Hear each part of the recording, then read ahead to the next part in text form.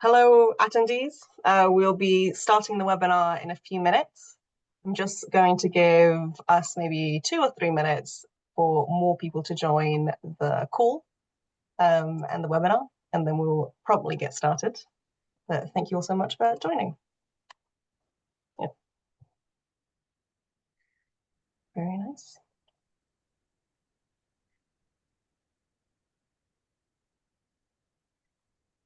Fantastic. Yes, for any new participants, we'll be starting in a few minutes.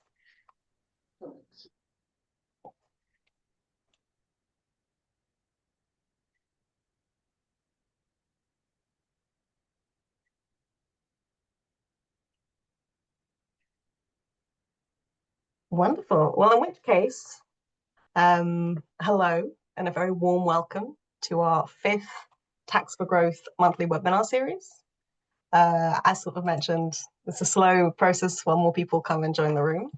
But I'll just say a little bit quickly that we'll have a 10-minute Q&A at the end of the lecture. So if you wish to submit a question during the webinar today, please do so using the Q&A function. You can also upvote questions by clicking on the thumbs up icon. And just as a disclaimer, all the materials and lecture slides will be available after the webinar on our website, of course, the IGC website. So in which case, I don't know if I should wait a little bit longer, if we should crack on. Yeah, I think we'll slowly get going. So hello everyone. Welcome to our 5th Tax Talk series. My name is Lara Frass, and I'm a policy economist in the Tax for Growth initiative at the IGC. And I'll be chairing today's discussion, which we're calling From Recognition to Reciprocity, How to Boost Tax Morale. So I thought it'd be good to give a little bit of an introduction before we get started today. So traditionally, a lot of economists have looked through tax through the Allingham and Sandmo model, where tax authorities have 2 main levers, which are auditing and issuing punishments for tax evasion. But there is growing evidence that there are more factors that may influence taxpayers' decisions to comply with taxes, which we often refer to as tax morale. Worth noting is the 2014 paper by Lutmer and Singal, which outlined a range of factors that could influence taxpayers' tax morale and their decision to voluntarily comply with taxes, including intrinsic motivation, reciprocity, peer behavior, cultural norms, and information gaps. And why are we talking about this today? So in many lower and middle income country settings, activating tax morale on taxpayers could be super important for 2 sort of primary reasons.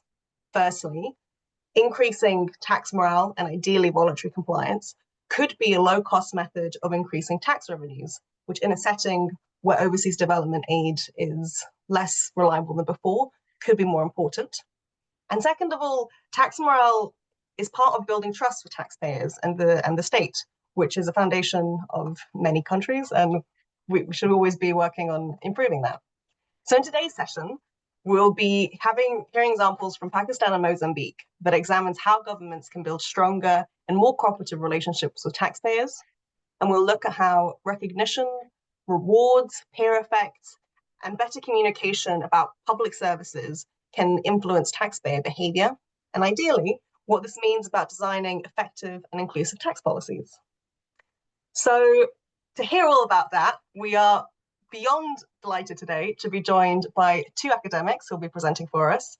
So we're joined by Professor Mirza Wasim from the University of Manchester, who will be presenting his paper, Pecuniary and Non-Pecuniary Motivations for Tax Compliance, Evidence of Pakistan, and by Assistant Professor Wayne Sandholz from Nova School of Business and Economics, who will be presenting on his paper, Tax Morale, Public Goods and Politics, Experimental Evidence from Mozambique.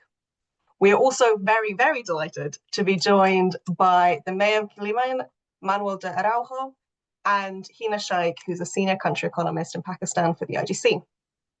So to go over the structure for the session, we'll be having a first presentation by Mirza, and then we'll be hearing from Hina on her thoughts from the paper. We'll then be hearing from Wayne, and then in his presentation, followed by the Mayor. And then we'll have a panel discussion followed by a 10-minute Q&A.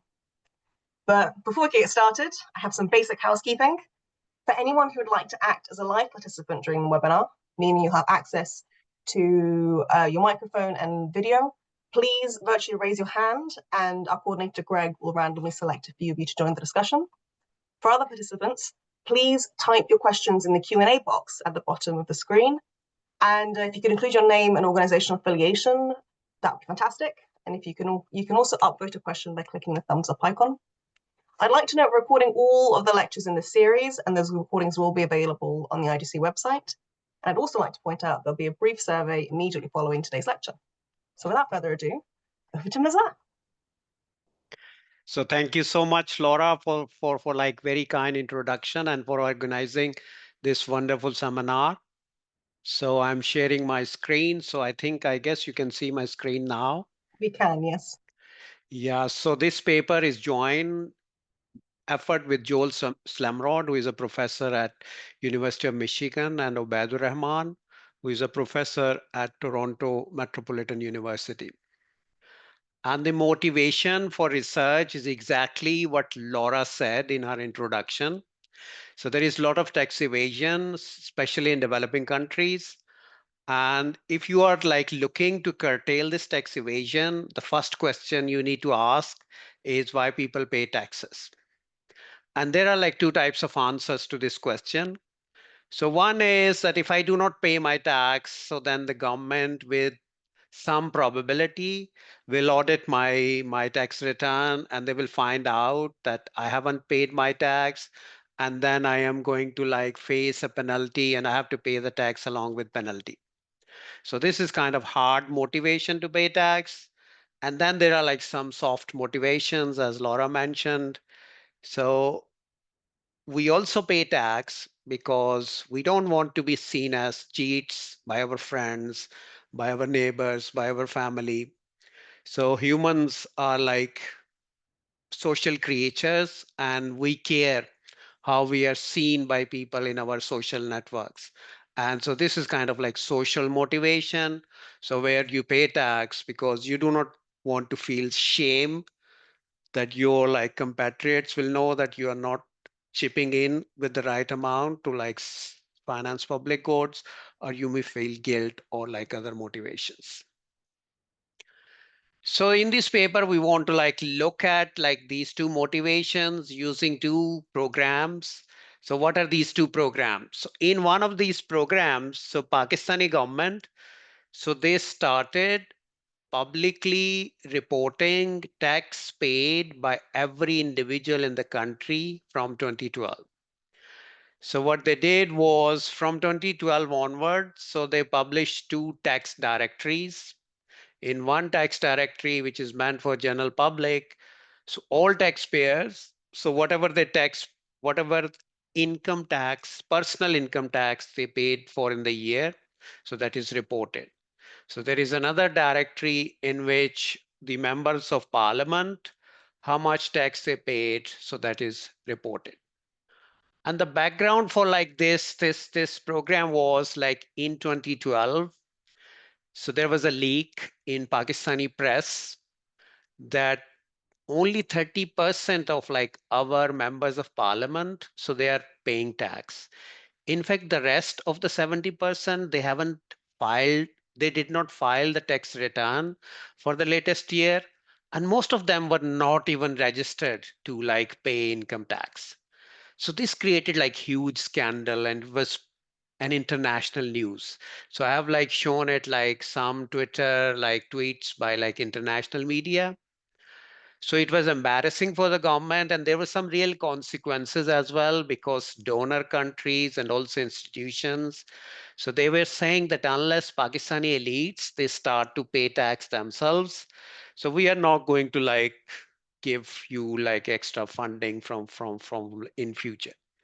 So then it led government to institute like first this public disclosure program where they said that we will be like completely transparent from now onwards and we will report everything. We will make everything public.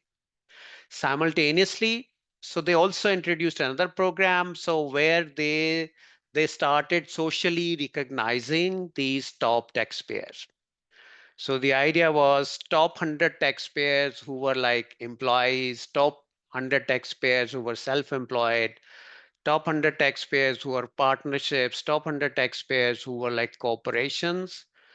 So they were like named, and then they were issued like one card, so which was called taxpayers privileges and honor card. And using this card, so having this card offered some privileges, including like invitation to state dinners and also like some other benefits.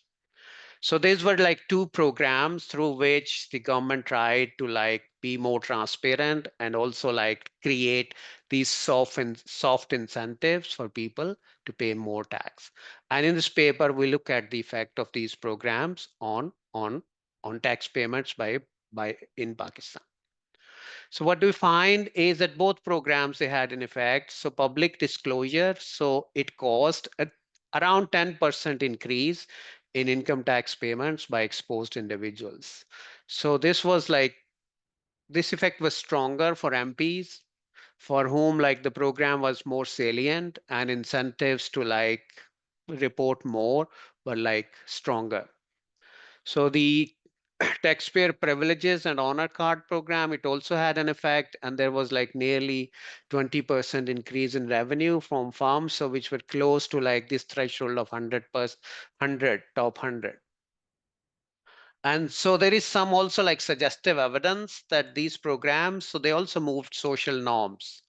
Because the real purpose of instituting these kind of programs is not to get more revenue from affected individuals, but try to like shift social norms toward like more tax compliance. And there is some evidence that this happened to some degree.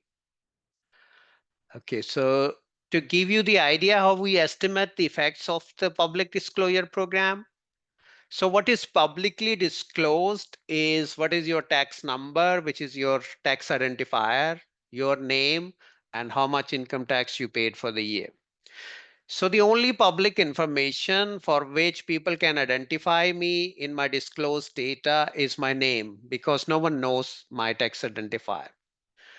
And so this Pakistani names, so they have like very weird, we have like weird naming conventions.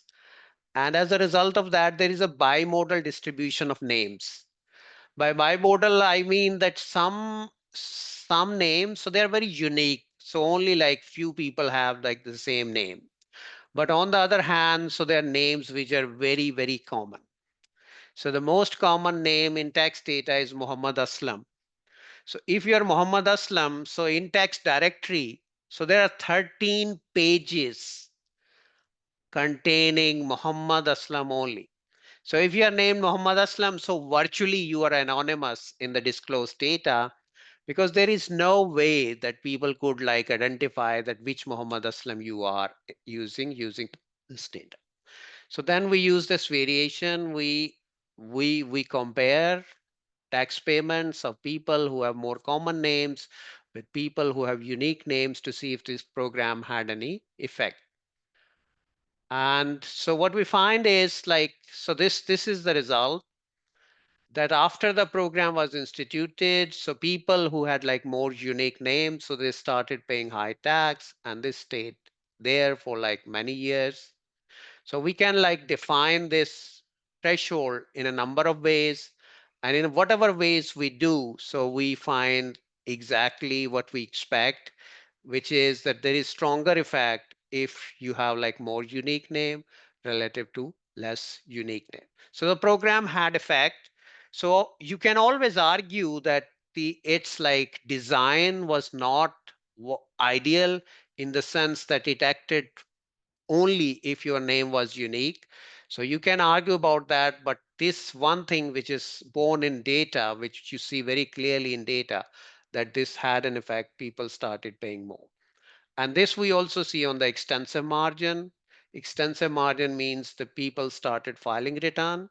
And when we look at people with unique names, so their probability to file a tax return went up significantly after the reform. For MPs, the effect was even stronger. So it was around like 30, 40%. So their tax payments went up. So this is like why this public disclosure was started, because only 30% MPs, so they were filing their tax return. But after that, almost 100% started filing tax returns. So this went down a bit, but it stayed like very, very high. So what do we do about like the second program? So this is the 100 threshold. If you're a top 100 taxpayer, you get the card. If you're 101st, you don't get the card. So then what will happen is that if you're close to like here, if in year T you learn that you are in the like top, so you are from 80th to 100, so then you are worried maybe next year you will get out of this top 100 club.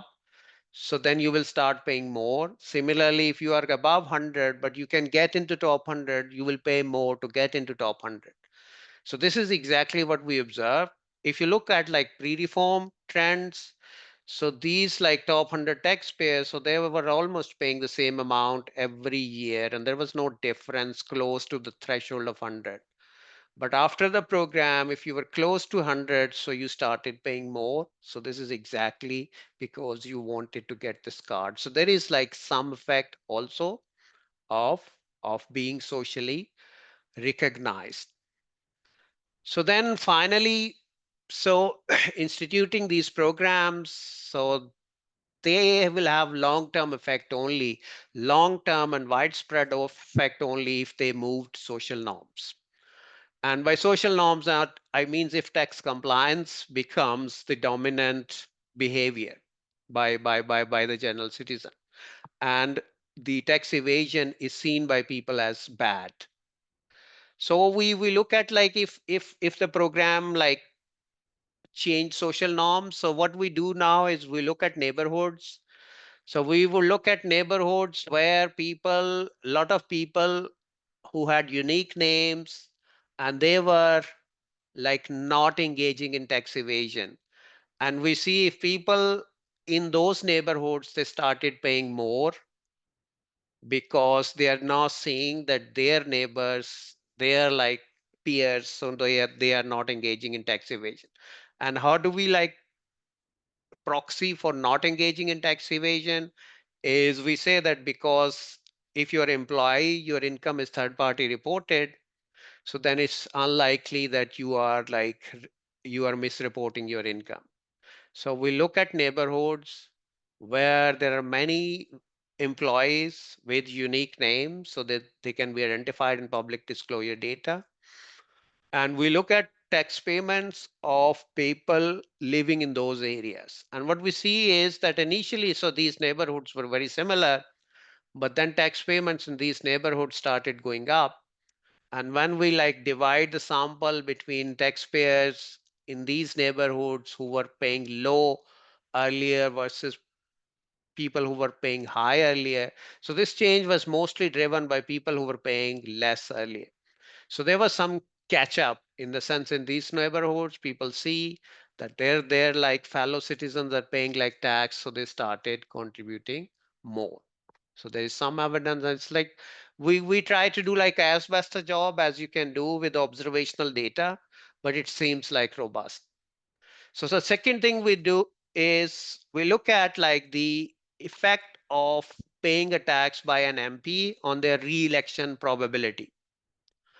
And here again, we find that if someone paid tax after the disclosure, so that is positively associated with their re-election probability.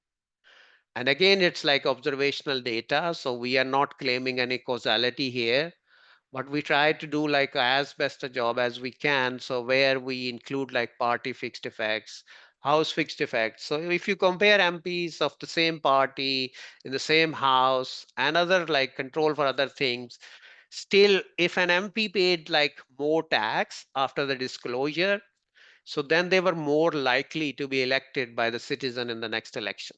So there was like some evidence that there was long-term effect on social norms. So this is what we do in this paper. So the big picture message is, so these things matter, the soft motivation for tax payments matter, and to some extent governments can utilize them for like resource mobilization, for stimulating resource mobilization. And I stop here and I look forward to your questions and discussion by Hina. Thank you so much. Thank you very much. Yes, it'd be great. Yeah, I think it's a very interesting paper. So many topics covered. Hina, would you like to share some thoughts? Oh, hi, hi everyone. So, um, it was a very interesting paper to read. I really enjoyed it, and there are a couple of things that stand out, especially in the context of Pakistan, which, like many other developing countries, has long struggled with low and stagnant tax to GDP ratios, which are hovering around 9 to 11%, which is far below what's needed to fund essential services and development. And even despite multiple efforts, voluntary compliance remains weak, especially among high income individuals and also the informal sector. So this study is especially timely because it provides a rare and but very rigorous evidence that low cost behavioral tools like public disclosure and using social recognition can improve compliance in settings where traditional enforcement is costly, also politically constrained and difficult to scale up. So, in the context of Pakistan, should we really care about tax morale? Absolutely. But in Pakistan, it is fragile and it's highly conditional. Low compliance has often been explained by this lack of intrinsic willingness to pay taxes, especially given that enforcement is weak. And there are a range of factors that contribute to this. Citizens don't see much value in paying taxes. Social norms often normalize and sometimes even celebrate or admire that, you got away without paying taxes. Some expect direct returns like services, safety nets, and for others, the mistrust in government or their own political beliefs also drive this engagement. So, in that sense, this paper makes very valuable contributions to by empirically testing non-pecuniary motivators like public disclosure, like social recognition. So, I think the main point that I want to highlight from the study is that compliance can improve without costly enforcement. And this paper challenges the notion that we have been trying to raise revenue, um, uh, and that it requires large bureaucracies or some sort of like legal reform or punitive action. But low cost behavioral levers can also be used, especially for high value taxpayers, and offers exceptional value for money. So this logic must be embedded into the broader tax reform strategy, and it could like free up space for much deeper reforms. However, we must also realize that tax morale isn't enough on its own. It's just part of one part of the compliance equation. In Pakistan, you have complex filing procedures, fear of harassment, perceptions of unfair spending, and these matter a lot. So we need to think how we can use these behavioral tools as part of like a layered strategy, where nudges are important, but they're also backed by better systems. And there's a wider cultural change that Mother Saab also spoke about. We need that as well. Like social norms have to change. You need fair procedures. You need equitable enforcement. You need institutional trust. And here I just want to briefly mention another IGC study that we've been funding, which looks at the link of looks at it's a social compact study that looks at that reinforces this view, and where it shows that improving service delivery only modestly improves willingness to pay unless the citizens believe that the state is fair, it's capable and responsive. And this study in Punjab involved randomly assigning neighborhoods to receive visible services once they paid their taxes, like street lighting, garbage collection, and tracking shifts in their attitudes towards tax compliance and state legitimacy. And the results were a little muted because trust deficits remains deep rooted. And if citizens fear arbitrary enforcement or corruption, or believe that only the poor are targeted, then even well-designed nudges can sometimes backfire. So I think to bring these interventions to scale, you need user-friendly platforms. You need a free press and civil media to continue to put pressure. You need integrated data systems. You need credible enforcement. And the last point I want to make is that I think You also need to think about moving this, extending this beyond the elite. And the interventions in this paper are very effective for high income, visible taxpayers. But most of Pakistan's population operates in the informal economy and remains outside the reach of such measures. So, strengthening tax morale and broadening tax compliance would require complementary strategies as well. The need to highlight public goods funded by tax, the need to engage with local figures and, pair comparisons to shift attitudes, and to also introduce low-cost digital filing tools and supportive channels for small taxpayers. Finally, I just want to end that, a lot of what this paper suggests, and, at this point, there's a lot, it also aligns with the broader reform efforts in Pakistan, in the sense that, there have been a lot of digitization efforts. There's a growing momentum around data-driven enforcement, using third-party data, digital ID systems. So it is the right time to, think out of the box solutions. And the paper clearly demonstrates that, reputation-based incentives and pair effects can work even in low trust settings. But they must be embedded in a broader strategy of simplification, fairness, transparency, and institutional credibility. Thank you. No, thank you so much. And I think you highlighted so many things, especially about the small wins and where it sits with the wider context of tax enforcement. So given sort of thinking about sort of these big picture scales, I think it'd be great to now turn to Wayne and your example from Mozambique on property tax.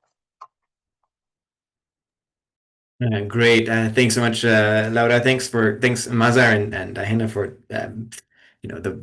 for the work and the discussion so far. Fascinating stuff. And I'm looking forward to talking more about it with all of you. Are you seeing my screen? Okay, great. So we are now going to Mozambique, and we're going to a context which I'll describe differently. We're looking at municipal tax collection here. This is a paper joint with my colleague at Nova, Pedro Vicente. Okay. So I don't think that I need to sell this audience on the importance of, talking about the social contract and, kind of the idea that there's this kind of low tax, low public service equilibrium that is prevalent in a lot of parts of the developing world. And, Hannah's discussion just now is a fantastic, segue into the ideas that my paper is looking at. Also, there have been a few papers that kind of give evidence that trying to beef up one side of the social contract, that is kind of trying to increase public service quality and public good quality, can lead to maybe like a reciprocal increase in tax compliance on the citizen side. Hina mentioned a landmark study being done in Pakistan by Mavish and co-authors, which is not on this slide because it's not yet published, but which is just like a fantastic, I think, effort in this regard, and which is kind of one of the things that really shapes my thinking.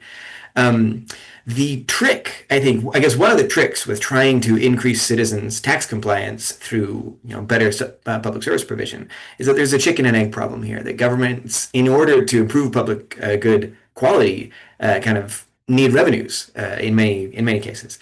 And so, there have been efforts to try and increase revenues, trying to kind of nudge people about the general idea of reciprocity, kind of just raise the salience of this reciprocity in the public goods, tax relationship, the social contract, essentially. And the evidence is a bit mixed on whether kind of these general nudges and reminders affect people's tax compliance and tax morale. The question that we're going to take aim at with this paper is whether just information about specific existing public goods can raise tax morale. So rather than just talking in general about reciprocity and about the social contract, if we just tell people, look, these are the public goods that have been, provided in recent years in your town, does that kind of lead to an increase in tax morale? And can that kind of hopefully jumpstart this virtuous cycle of increased revenues and increased public good provision? The other thing that I want to highlight about this context is that we're talking about a municipal government. There is some evidence in the literature that public services do improve when they're funded by municipal taxes. So there's kind of a fiscal federalism element to this. And there's some evidence also that local governments are willing to pay for evidence on how to raise taxes, the evidence that comes from Brazil.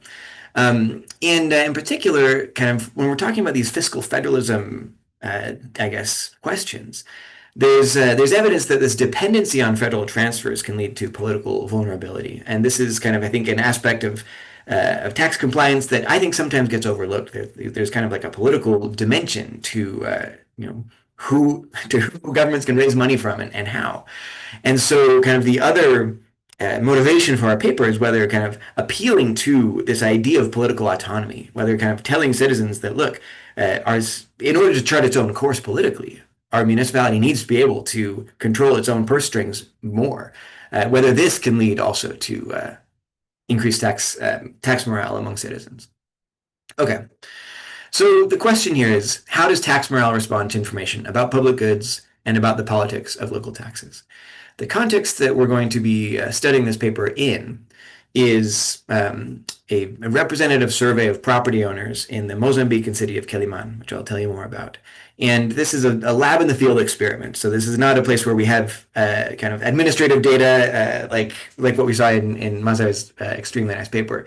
But I hope that this represents a kind of a frontier on the type of jurisdictions where we are studying tax compliance. And I think it makes a contribution in that sense.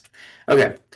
So the city of Quelimane is a beautiful place. I recommend for everyone to go visit it. It's lovely. It's the capital of the province of Zambezia, which has a population of between 300 and 500,000 people, which makes it around the fifth biggest city in Mozambique. And I want to highlight that it's a smallish town by the standards of the cities we usually talk about in this literature, but it's extremely normal in the sense of like where people live in cities in the world. 55% of Africa's urban population lives in cities of around this size or less than 500,000 people.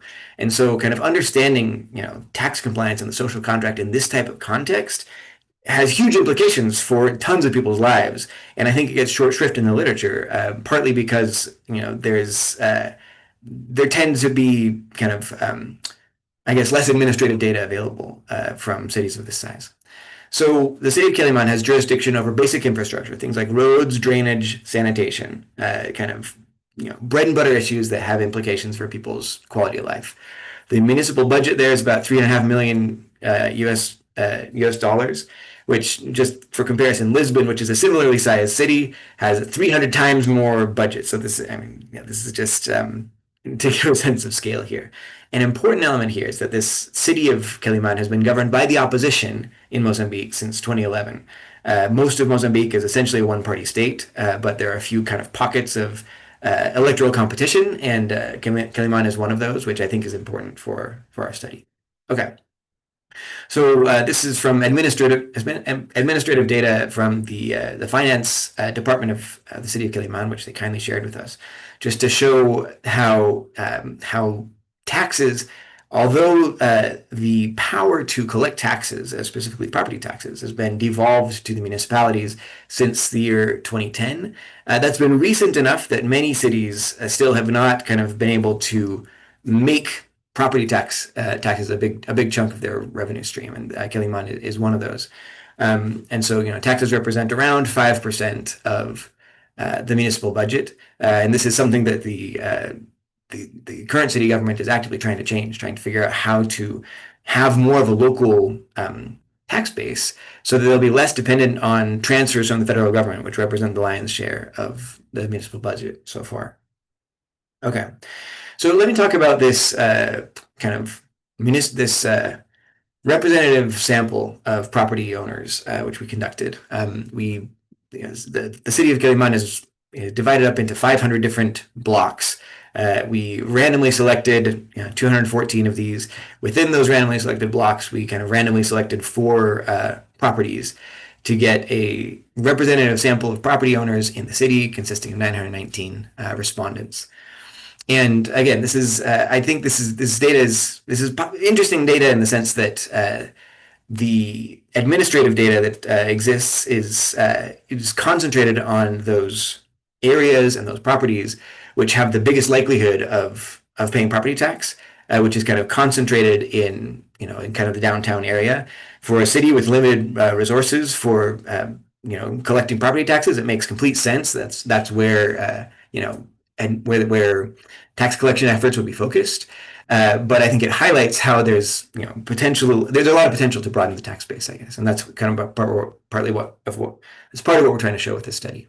Okay, I won't spend much time here on the summary statistics, but we can talk more about it later in the interest of time. Okay, I guess the one thing that I will highlight here is that when we ask kind of about some ideas related to the social contract, would you be willing to pay more taxes if it meant that you got better public services? There's kind of large majorities of people who say yes, who are willing to kind of like make that bargain in social contract terms. And that there are also kind of large majorities of respondents who say that kind of the existing public service delivery that they have experienced so far is less than what they expected. They say that the government never collects garbage. The government has never repaired their street. This is, again, the citizens' own perceptions as they are responding to us in the survey. Okay. So one more thing that I'll highlight is that there's also a majority of people who do believe that the government uses taxes well. So this isn't, people didn't report believing that there's like corruption going on or things like that. I think people just kind of understand that there's kind of resource limitations here. Okay, so the information experiment that we conducted is a 2x2 design. It's cross-randomized at the property level and stratified within block.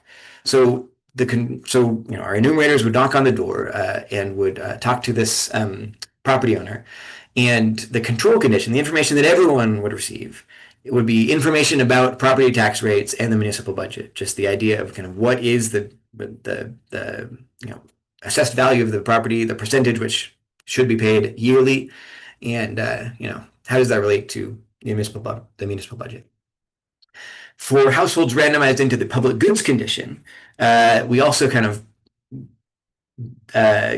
give an exposition on this idea of the social contract, kind of the equilibrium between public service quality and tax collection, and kind of just give a rundown of some of the big public goods achievement from the government in recent years. I think in the last 10 years, if I remember right.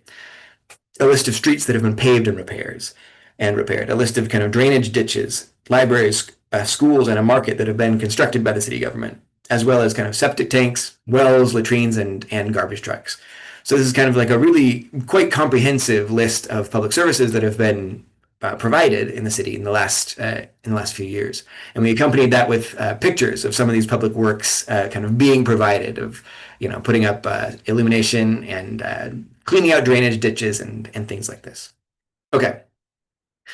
For households randomized into the political treatment condition, which again could be cross-randomized with the public goods condition, we highlighted this kind of the idea of the autonomy of the municipality and how dependent the municipal budget is on central government transfers.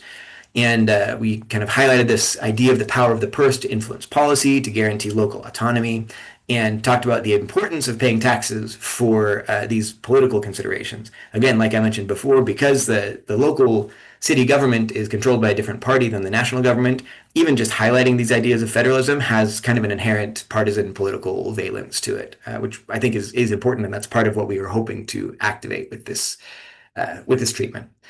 Okay.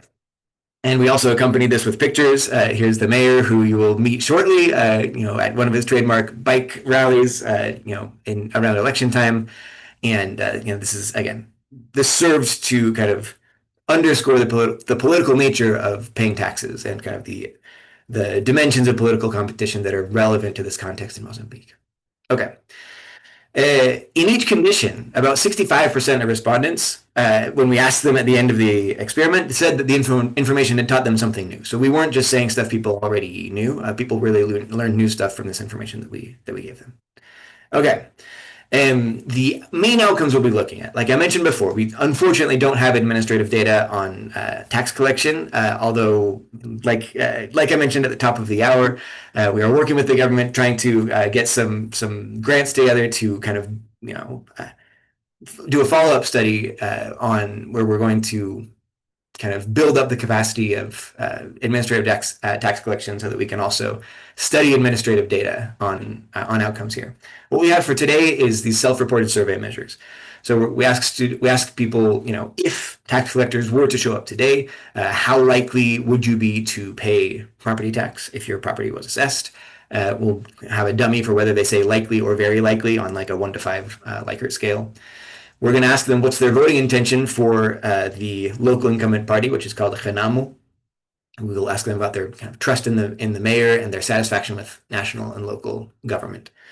And then we also, in order to have something beyond just self-reported survey measures, we carry out a public goods game. This is very canonical setup where we just transfer 100 metikaish, the local currency of mobile money, to the respondent, which is around 35% of the official daily agricultural wage. So it's non-trivial amount.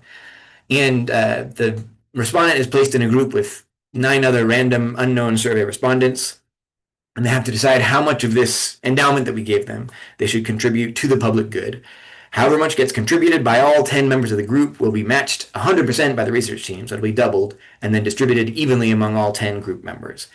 So, we use this as a proxy for kind of willingness to pay taxes, kind of a proxy for people's reciprocity in contributing to a public good, something that has been done in the literature before. So this will be another one of our main measures, our main outcome measures. Okay, let me show you the results briefly. So what we find is that households in this public goods condition, households who get the specific information about public goods that have been provided in their city, are significantly likelier to report willingness to pay property tax. This is 8.5 percentage points from a base of 62%. So I think it's a reasonably large effect. And we also find that they are there's a similar increase in their in the likelihood of whether they contribute in the public goods game. There's a positive amount on the intensive margin of kind of the amount that they contribute in the public goods game, although it's not significant. The kind of local autonomy treatment doesn't have significant, again, the coefficients here are positive, but they're not statistically significant here. And they're, the interaction between the two, the coefficients are actually significantly negative. Not kind of statistically significant, but this is at least suggestive that kind of there may be a dynamic here where among the average population, you can increase people's willingness to pay by kind of talking about technocratically the public goods that have been provided. Whereas when you bring in politics, it may kind of turn people off a little bit and kind of negate some of that effect that comes from talking about public goods. That said, I think there's kind of some important heterogeneities in the analysis that I want to describe here. So the first one is here on the left, where we look at heterogeneity by whether the person reports having kind of received good public goods, a high or low level of public goods at baseline before treatment. And we see that kind of our positive effects on the public goods treatment are really focused among people who report a low level of public goods at baseline. So I think this is intuitive in a certain degree, like people who maybe just didn't have this information about kind of the level of public goods being produced in the city. And kind of when we inform them that actually the government is doing good things, despite people's own bad experience, they seem to update positively and be more willing to give the government a bit of the benefit of the doubt in terms of willingness to pay. The other dimension of heterogeneity I think is worth highlighting here is partisanship. These Khenamo partisans are people who report having voted for the candidate from Khenamo party. Again, that's the party that runs the city and does not run the country. People who people who report having voted for them in kind of the last 3 elections. So these are really strong partisans. We actually find huge effects among these guys of both treatments, really, where kind of they're kind of a much bigger effect on the public goods treatment. There's even a positive effect on the local autonomy treatment for these guys. These are, again, the people who share the political aims of the party in power, and so perhaps it makes sense that these are the those who would react to a political message, and who again continue to respond when both are mentioned. Okay, the last result that I will mention. How am I doing on time, Laura? Am I over time already? Yes, if you could start wrapping up, that would be fantastic. Okay, basically, I'll summarize this in 10 seconds to just say that giving this public goods information also seems to have made people more satisfied with the government, and giving people the local autonomy information seems to have made people more willing to vote for the party that governs the city. So I'll stop there and look forward to a discussion and chatting more. Thanks, everyone. No, thank you very much, Wayne. I think that was a very good summary of all the interventions sort of made.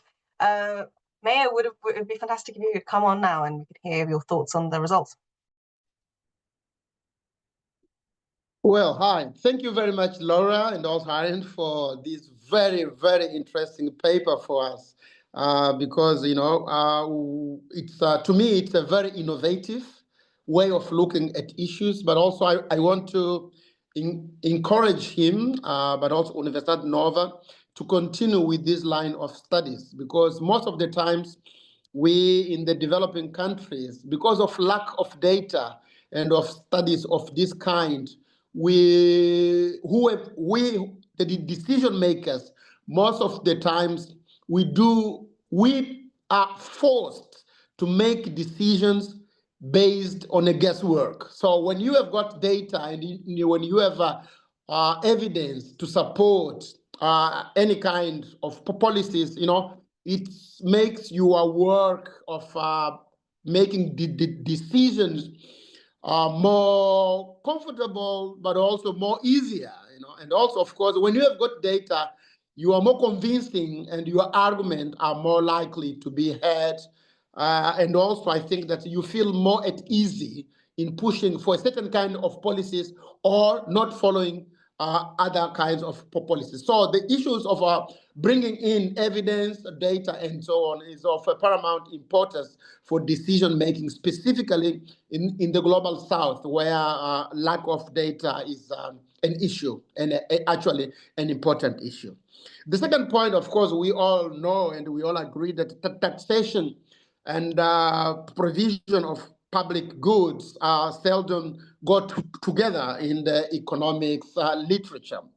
But also it's very important to realize that in the Mozambican context, given the political economy in the country, taxation has always been a contentious issue, actually a political area, because our struggle for independence, as you all know, Mozambique became independent from Portuguese regime in 1975. So taxation was part of the liberation discourse, but in the negative sense, meaning that the struggle for independence was also made by saying abaixo taxas, abaixo o imposto, or we are against taxing. So taxing was seen as exogenous, was seen as exploitative, and was seen as part of the colonial regime exploitation strategy. So the idea, the advent of independence and the advent of the post-colonial state was literally against taxation. So any entity, and of course we all know, and I don't need to mention that the first years of independence in Mozambique was the government, or the party in the government was following a Marxist-Leninist discourse and practice. So any entity, be it local, governmental, private, or public, being associated with taxation will be met by resistance, because that was not the idea of independence. Independence was seen as independence also from paying taxes, because taxes were seen as a tool of colonialism and something to destroy or to finish up. So when any, for example, local government is seen as pushing for taxation, at the starting point, it's seen as going against the whole discourse of independence. Well, we also see, and I think that the previous speakers mentions that tax compliance refers normally to the adherence of tax laws or regulations by either people correctly reporting their incomes, their expenses, but also their financial details. Of course, also, in an area where culturally those expenses are seen not to be on the public domain, but culturally they are seen as belonging to the privacy of the person, so you face another, like an additional difficulty, because people, by disclosing what they should pay or by going to people's house to measure proper taxing, or it's seen as like invading the private sector domain. So and also because, as your paper mentioned here, only in 2010 property tax was passed into local governments.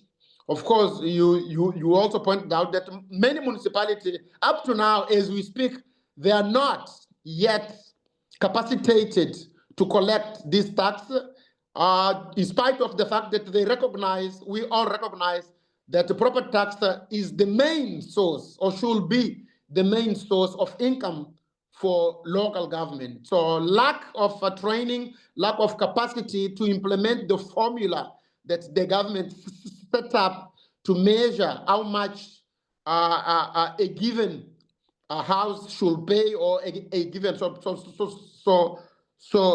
on.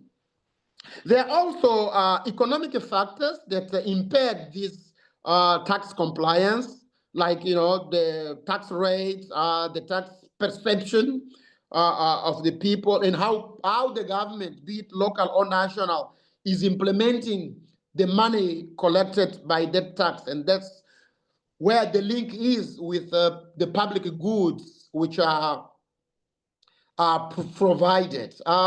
We also, like in the first years when I was elected, because we are quite efficient, we used several methods to convince taxpayers to pay, because we were reporting, we were also like publishing how much we were collecting and how we were using that money. So transparency is another issue that influenced the behavior of taxpayers, or their willingness to comply with the requirements of the law or of the regulation. Of course, there are also institutional factors such as the role of the tax authority, the ability of the institution to transparently show what it is doing with the money it was collecting. So we managed to implement some projects in the places or in the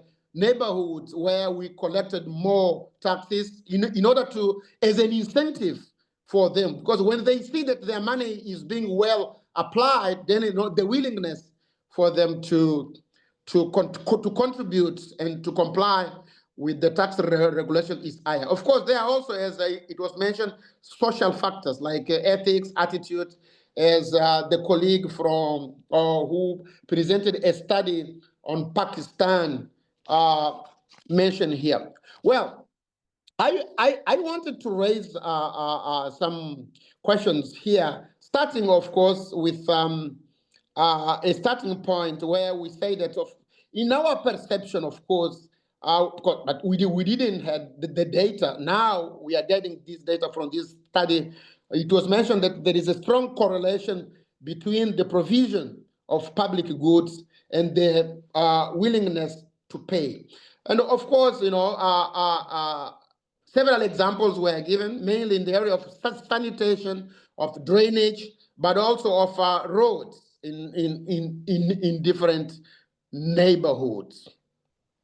I wanted here also to point out that I was very happy to find out that the study found out that citizens of Kilimani, they are able of differentiating public goods provided by the municipality with public goods which are provided by central governments, or which then influence their reaction towards one or the other. I was also quite happy to find out that The study showed that the provision of public goods increased satisfaction with the local government, and there was an impact on the voting behavior. This to me is quite interesting, of course, and obviously, but I hope that I will have more time to understand the linkages, because I wasn't that clear on the correlation or on the decisive factors that molded this behavior.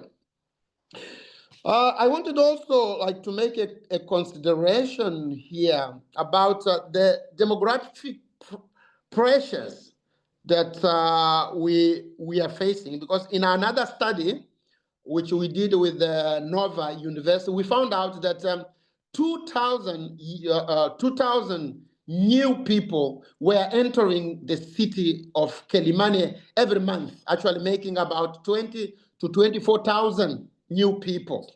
Well, I think that it will be very interesting also, to segregate, the study in terms of newcomers and those who were staying there for longer, because as it was mentioned, I went through 4 elections. I don't know if this behavior is only with the newcomers or with the old people living there, or with people who have experienced the 3 or 4 elections that I went through. So, I mean, it's an area of questions that I wanted to really, like, if we had time to be able of discussing. So, I mean, I think that I will stop here with my comments. Thank you very much. No, thank you. And I think you touched on so many very valid points. Like, the politics of taxation is so heavily interlinked. It's really so hard to strangle it. And when it comes to tax morale, nowhere is that clearer. In the interest of time, I think we might go a little bit over, but we might combine the panel questions with the Q&A questions. And I think going naturally from what you're just talking about, Mia, about understanding the factors behind the demographic, like who is reacting to what. And it's similar link to one of the questions that we received around heterogeneity in results. It might be very useful to hear from maybe Mazar first about how you deal with differences in, like, especially intrinsic motivation when looking at tax morale, and then maybe Wayne, if you have a thought, might also be worth coming in on that as well. Yeah, so that's like very, very interesting question. But here we were like limited to some extent because public disclosure. So we are saying that this appeals to like your soft motivations, guilt, shame, like other things. But like there are channels through which like public disclosure could also affect like your hard motivation. For example, if you are in the disclosure and you're not reporting something which is commensurate, which matches with your lifestyle observed by like your peers, so then it might also increase like whistleblowing. So people might report you to the revenue authority with valid information. So then it also could increase potentially the detection probability, and through that channel also like your tax payments kind of go up. So like it's very difficult to like distinguish how much of this response is because of guilt, shame, and similar motivations, and how much of it is because you perceive that the detection probability has gone up. And so we do not like do much because we lack data. In terms of heterogeneity, so again for taxpayers, so if you want to do heterogeneity, you need to know what like the risk aversion for every taxpayer is, how much they feel like guilt, shame, their inclination to be motivated by these things is. We did not have that data. But for like corporations, we could do that. And for corporations, because we can look at corporations which are in industries where they are in like consumer facing industries, and where they are at the back end, where they are too far away from the consumers. So we look at that heterogeneity, and we find like results which are consistent with the story, that if you are in a space where you deal with consumers directly, so then you want to have a reputation that you are a good taxpayer, and then you increase your tax payments. But if you are, for example, something like construction or like where you deal with like corporate clients only. So then you are not like so much worried about like your reputation as a good taxpayer, and then the effects are like weaker. So that's the only thing we could do in our paper. Mm. No, thank you. I completely agree with that. And Wayne, do you have any comments as well for the mayor's question on sort of difference between newer taxpayers or newer residents of the city versus older ones? It's a fantastic question. I mean, let me just highlight that it's a real treat to get to hear the discussion of my work from the mayor, given all his experience and his hands on the real levers of power. So I'm extremely grateful to hear from him and hear his very thoughtful comments, and I hope to continue the conversation with him as well. It's a great point. This idea that like, the population is growing really fast in Kiliman. There's another paper that I've carried out with colleagues at Nova about Nova that really focuses on this idea of migration. So this is an issue that we are attuned to, and we have this data. Even in this kind of representative survey of property owners, which is the subject of the paper I presented today, I'm almost certain that we asked them kind of when did they arrive in the city. So I think kind of this heterogeneity of people's tenure in the city is something we can absolutely look at, and I think it's a really good idea. If people have had more time in the city to experience the public goods there, that could be kind of an important driver of tax morale. So I think it's a fantastic suggestion. We've not done it yet, but we're definitely equipped to do it, and we'll do it and let the mayor know what we learned.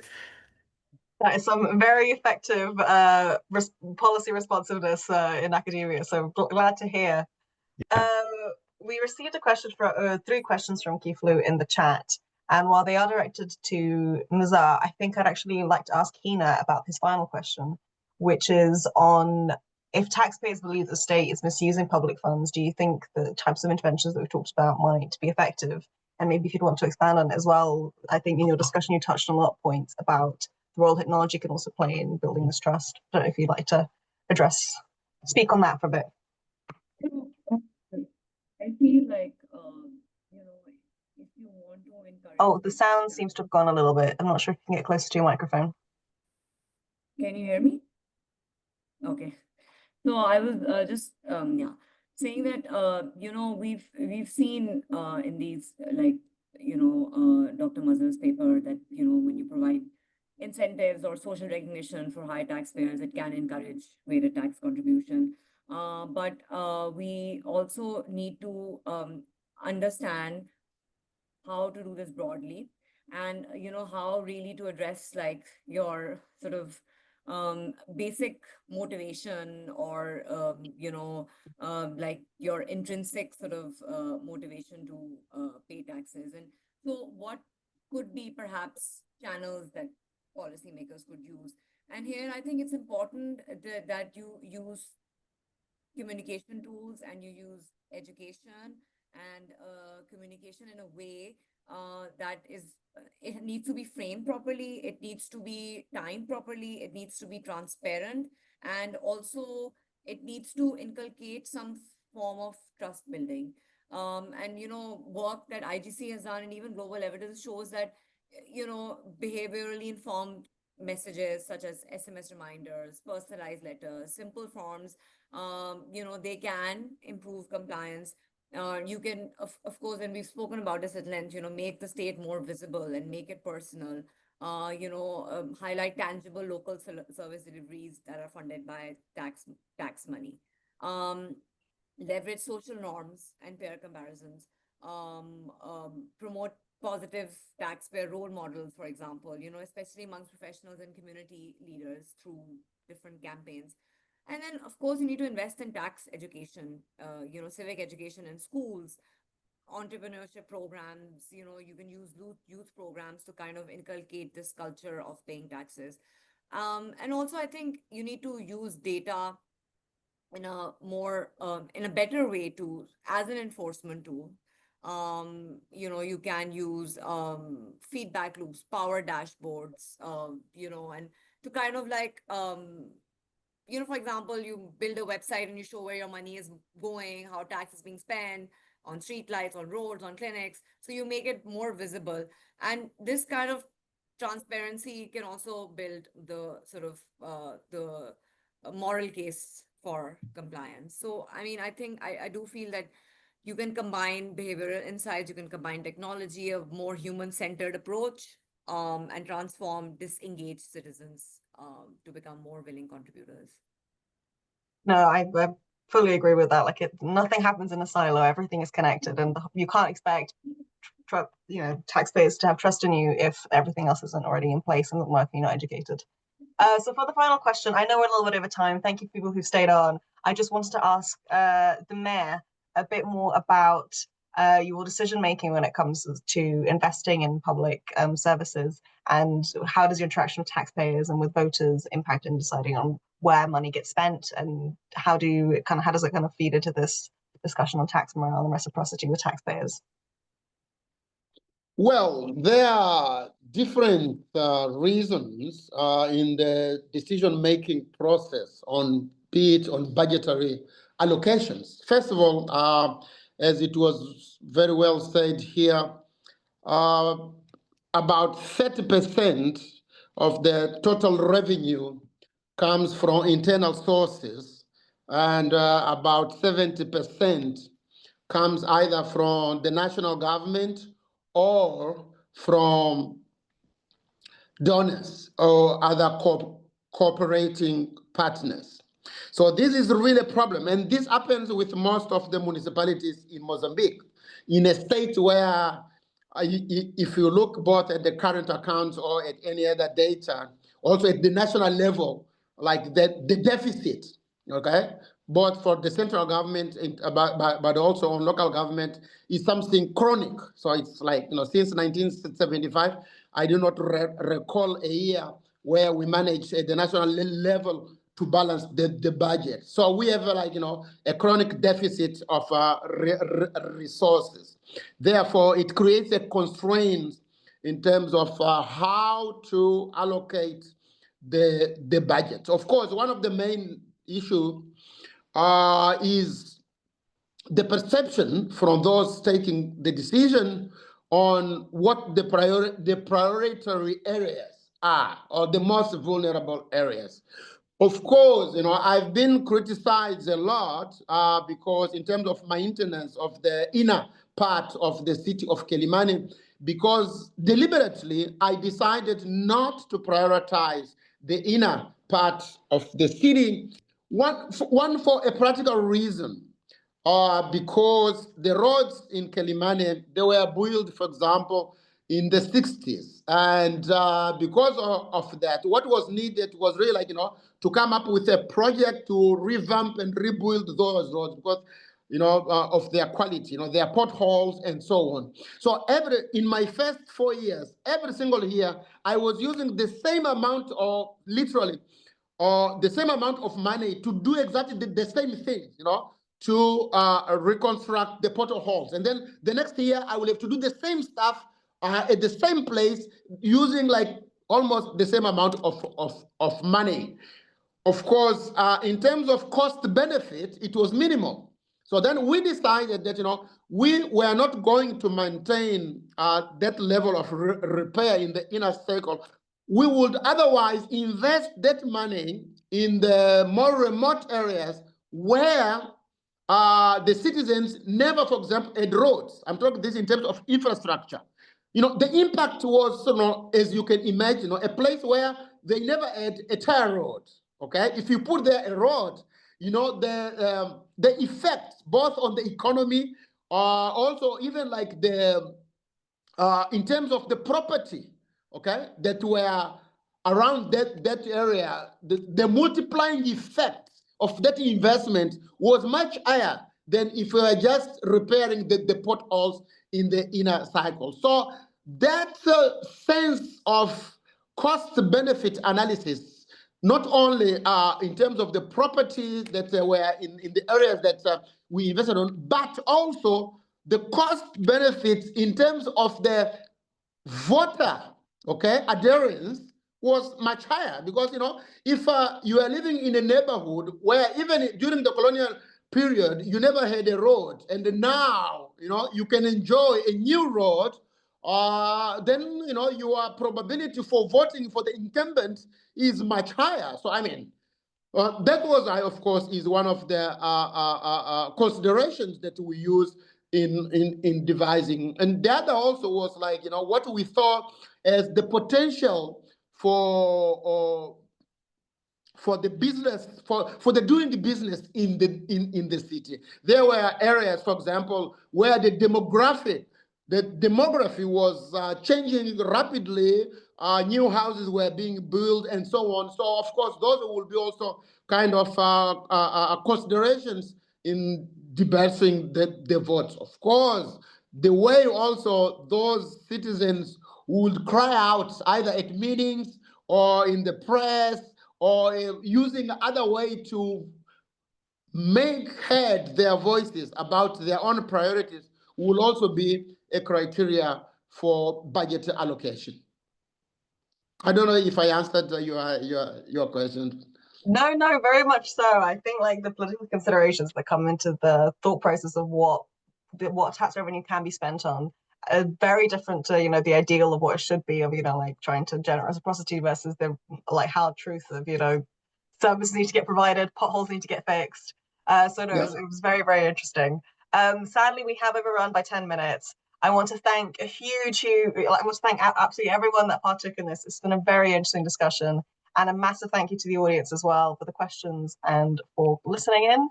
I also just wanted to do a quick end of sort of housekeeping at the end. So just a quick reminder, there's a feedback survey for the for the watchers. Please do feel free to fill it out. And again, thank you. We'll be running our final tax talk next month for anyone else who'd like to view that one. But thank you again to everyone. Really super interesting, and hope to stay in touch with all of us and get loads more interesting tax morale work out. Thank you very much. Thank you. Goodbye. Thank you very much. Bye-bye. Thank you so much. Thank you so Thank you. much.